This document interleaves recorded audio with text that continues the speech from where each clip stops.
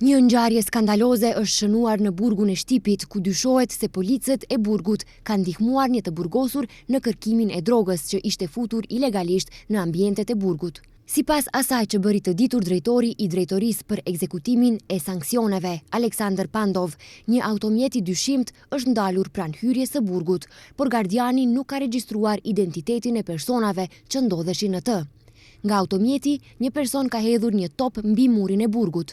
Brenda topit, më vonë, janë gjetur 35 gram kokain dhe rreth 50 gram marihuan. Topi nuk është gjetur me njëherë, ndërsa më pas janë parë të burgosur duke kërkuar diçka në obor, së bashku me disa policë të cilët, sipas dyshimeve, janë përfshirë në kërkim. Në videon që është dërguar përmes emailit, shihet se nga automjeti del një person i cili afrohet tek muri i burgut dhe hedh një top mbi mur. Në fushën me bar brenda burgut shfaqen të burgosurit me inicialet ZZ dhe një tjetër me inicialet RK, të cilët fillojnë të kërkojnë diçka nëpër bar. Më pas shfaqet një policë burgu i cili u thot se nuk duhet të ndodhen ato pjesë të oborrit në atë moment. Me urdhër të komandantit thirren edhe 4 gardian të tjerë. ZZ vazhdon të flasë në telefon, kërkon në përbar dhe përshëndetet me policët. Të njëjtët policë të burgut më pas përfshihen në kërkimin e objektit të panjohur në fushën e burgut, deklaroi drejtori i drejtorisë për ekzekutimin e sanksioneve, Aleksandar Pandov. Policët e burgut janë mbrojtur duke thënë se nuk kanë ndihmuar në kërkimin e drogës, por se ishin duke kërkuar një orë të shtrenjtë që i përkiste një të burgosuri.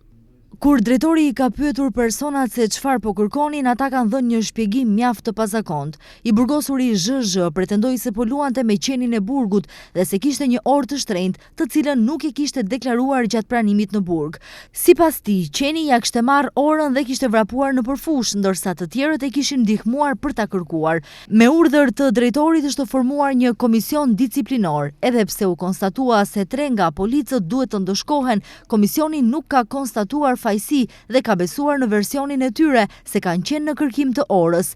3 antarë të komisionit kanë votuar që policët të mos mbajnë përgjegjësi, theksoi drejtori i drejtorisë për ekzekutimin e sanksioneve, Aleksandar Pandov. Pandovi gjithashtu bëri të ditur se janë identifikuar edhe personat që ndodheshin në automjetin nga i cili u hodh topi me drogë brenda territorit të burgut, pret sanksione adekuate për të gjithë të përfshirët.